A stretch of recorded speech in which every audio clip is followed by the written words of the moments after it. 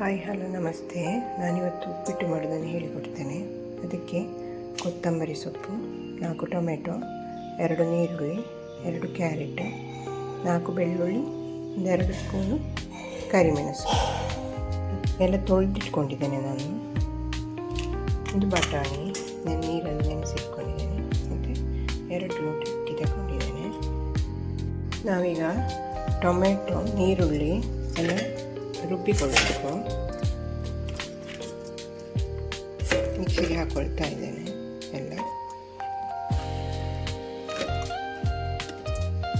Tomato, ನೀರುಳ್ಳಿ, ಬೆಳ್ಳುಳ್ಳಿ, ಕೊತ್ತಂಬರಿ ಸೊಪ್ಪು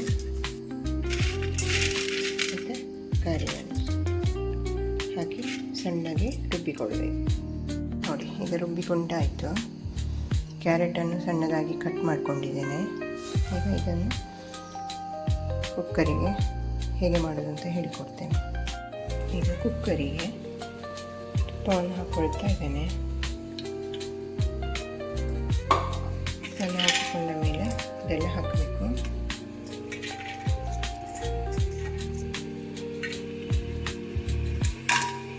ಇದನ್ನು ಸ್ವಲ್ಪ ಫ್ರೈ ಆಗಬೇಕು.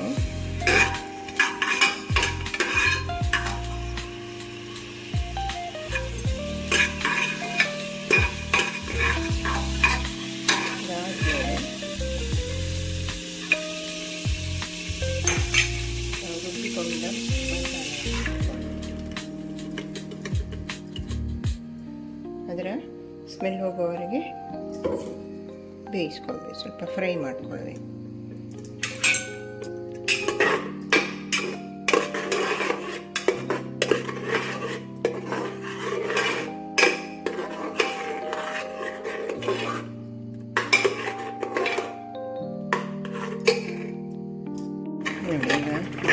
ಪರಿಮಳ ಬರ್ತಾ ಇದಕ್ಕೆ ಸ್ವಲ್ಪ ಅರಿಶಿನ ಹಾಕುವ.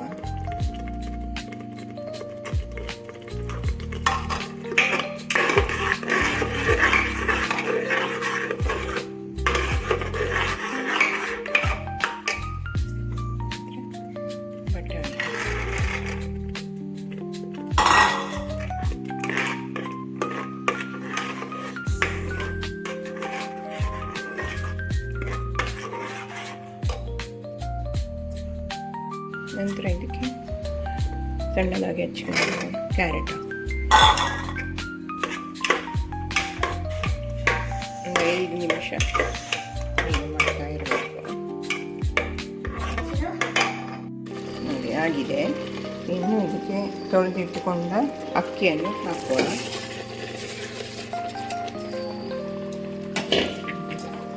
ಸರಿ ಮಿಕ್ಸ್ ಮಾಡಿಕೊಳ್ಬೇಕು. ನಾನಿಲ್ಲಿ 2 ಲೋಟ ತಗೊಂಡಿದ್ದೇನೆ.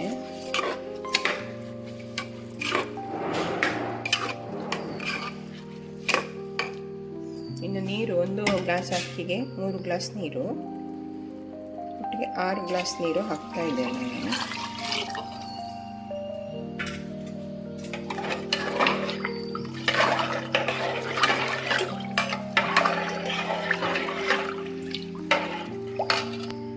ರುಚಿಗೆ ತಕ್ಕಷ್ಟು ಉಪ್ಪು ಹಾಕಬೇಕು.